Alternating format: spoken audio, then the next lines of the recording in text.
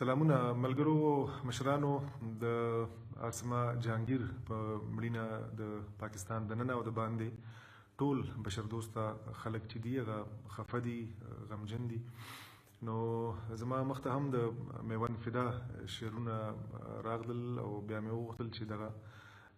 دغه شعرونو زمزمه د اسمې بیبي روح ته ډالۍ کړمه. نو په دې هیله چې د هغې ارواح ښاده او دغه مبارزه چې د بشري او د مظلوم ولسونو د حقونو لپاره ټول عمر کړې ده هغه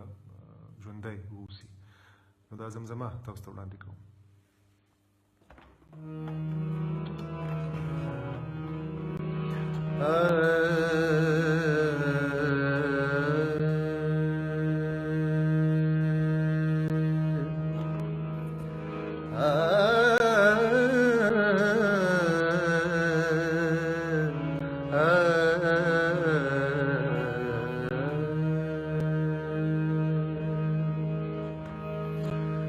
شنیغنی او میل زړه را تاویږي او تځي شنیغنی او میل زړه را تاویږي او تځي سپرلی در پسې واړه لمبکیږي او تځې سپرلی در پسې واړه لمبکیږي او تځې شنې غنې او میل زړه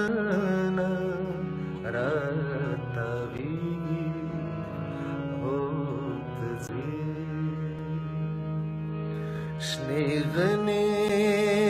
میل زړه را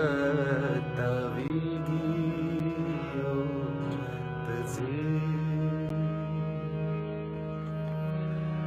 دا څومره سترګې تا باندې بنا دي چې ته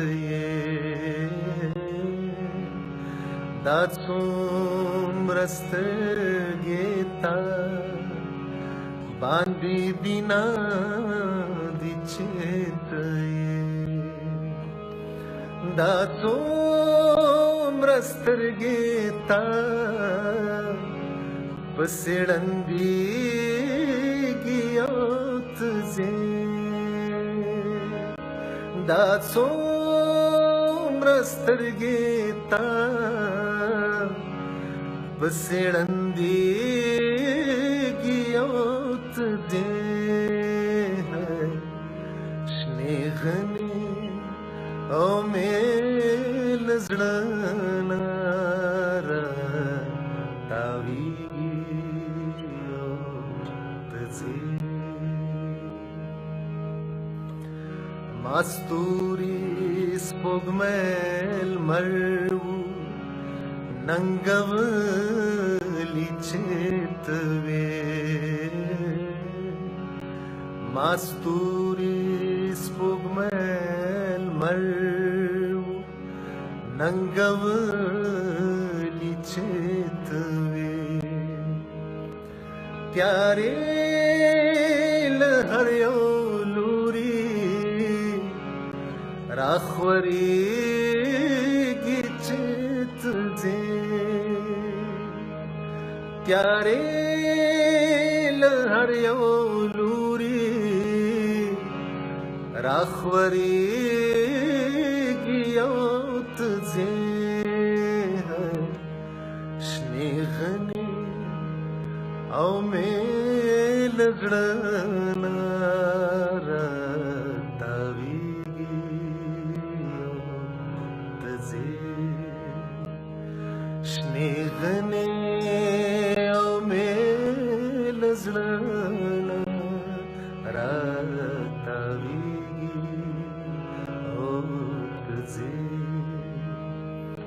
سپرلی در پسې واړه لمبکیږي او ته ځې سپرلی در پسې واړه لمبکیږي او ته ځې شنې غنې او مې له زړه نه راټاوېږي او ته ځې